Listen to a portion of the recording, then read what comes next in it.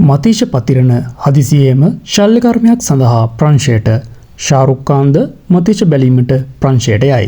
ශ්‍රී ලංකා සුපිරි වේගපන්දු යවන මතීෂ පතිරණ 2026 IPL වෙන්දේසියේදී ලෝකයෙන්ම දෙවන වැඩිම වටිනාම ක්‍රීඩකයා බවට පත් වුණා.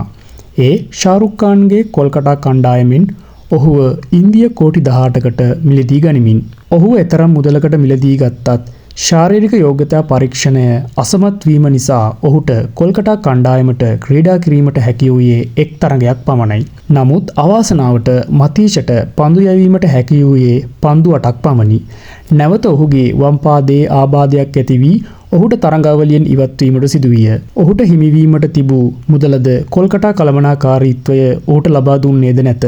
වැඩිදුර ප්‍රතිකාර සඳහා මතීෂව ප්‍රංශය බලා පිටත්ව ගියේය. ඒ ඔහුගේ වම් පාදයේ මාංශපේශී ආබාධයට ප්‍රතිකාර ලෙස ශල්‍ය කර්මයක් කිරීම සඳහාය.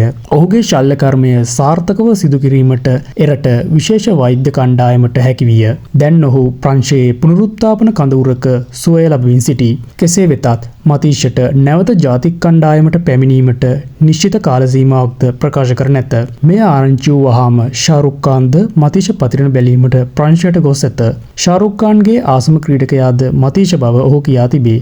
2027 IPL සඳහා ඔහුව නැවත තම කණ්ඩායමට ගැනීමට බලාපොරොත්තු වන බවත් ඔහුගේ වෛද්‍ය ප්‍රතිකාර සඳහා අවශ්‍ය මුදල් කොල්කතා කළමනාකාරීත්වයෙන් ලබා දෙන බවත් පවසා ඇත.